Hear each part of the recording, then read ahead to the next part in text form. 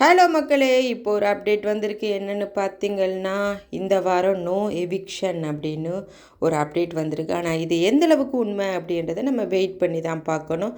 இந்த வாரம் பார்த்திங்கன்னா ஒரு 3 பேர்கிட்ட டேஞ்சர் ஜோனில் இருந்தாங்க. அது யார் யாருன்னு பார்த்திங்கன்னா, சாந்திரா, வியானா, அடுத்து கனி. இவங்க 3 பேரில் ஒருத்தவங்க கண்டிப்பாக எலிமினேட் ஆவாங்க அப்படின்னு சொல்லி தான் இருந்தது.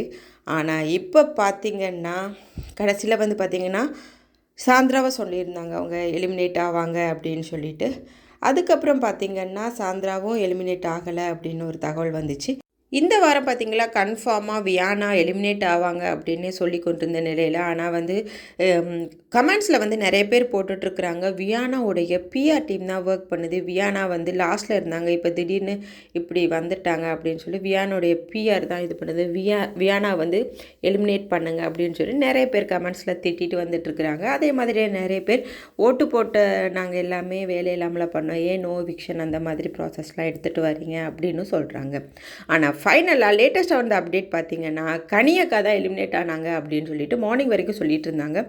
ஆனால் அதுக்கப்புறம் பார்த்தா அதுவும் இல்லை, அதையும் கேன்சல் பண்ணிவிட்டு நோ எவிக்ஷன் அப்படின்னு சொல்லியிருக்கிறாங்க அப்படின்னு ஒரு தகவல் வந்திருக்கு. நீங்கள் இதை பற்றி என்ன நினைக்கிறீங்கன்னு மறக்காமல் கமெண்ட்ஸ் பண்ணுங்கள். அதே மாதிரி என்னுடைய சேனலுக்கு இதான் ஃபஸ்ட் டைம்னா மறக்காமல் சப்ஸ்கிரைப் பண்ணி சப்போர்ட் பண்ணுங்கள். ஓகே, நெக்ஸ்ட் வீடியோவில் சந்திப்போம். தேங்க்ஸ் ஃபார் வாட்சிங். பாய்.